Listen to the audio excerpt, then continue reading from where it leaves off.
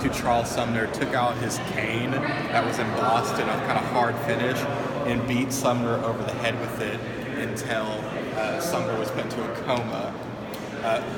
Brooks was never disciplined, and shortly after that, as you might imagine, the Civil War broke out. More Civil War stories that have to do with that room. Something really interesting to think about. Abraham Lincoln was so sure that we'd become a country again after the war was over that all the senators who left and joined the Confederacy, all of their Senate desks remained in that room exactly how they left. So even during the bloodiest battle of Gettysburg, it still said, you know, Senator Jefferson Davis of Mississippi on the desk inside there. This angered some of the Union soldiers that were guarding the Capitol enough that one evening they broke in and actually bayoneted Jefferson Davis' desk in there. The Capitol historians, instead of throwing the desk away, realized what had just happened was an important historical moment. So they refurbished the desk and put it back. And after the war was over, the senator who succeeded Jefferson Davis in the Senate, instead of getting mad about it, he just took out his knife and carved his name next to the bayonet marks.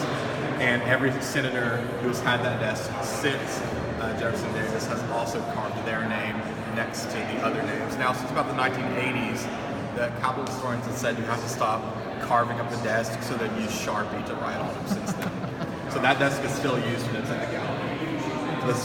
Other things we'll see in there is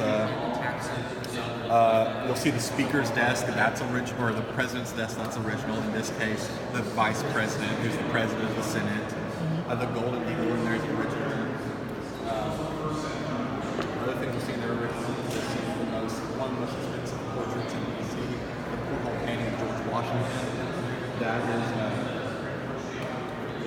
it's valuable because it's considered one of the most accurate portraits of George Washington ever done. It was done by someone called Rembrandt, but not the Rembrandt.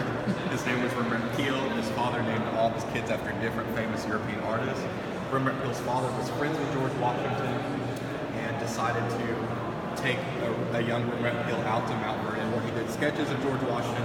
When Peale grew up, he turned those sketches into that painting. So it's considered one of the most accurate paintings ever done. Another thing you'll see in there is a velvet barrier on the railing. The reason they have that is back then in DC there were no paved streets. So the junior senators would just track mud inside and sit up in the balcony. And if the senators on the floor were saying something that they didn't like, they would kick mud off their boots onto the senators on the floor.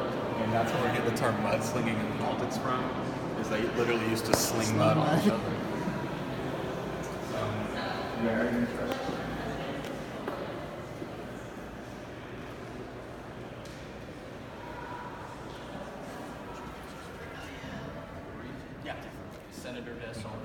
It's also the room that my boss was sworn in when he became the senator from Oklahoma.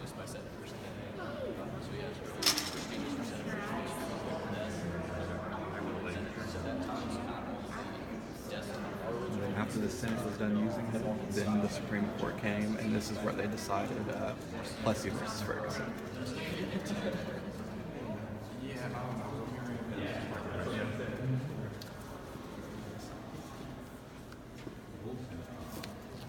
Again, it's a little small, but even in the Civil War, we have, less than 30 states at the time.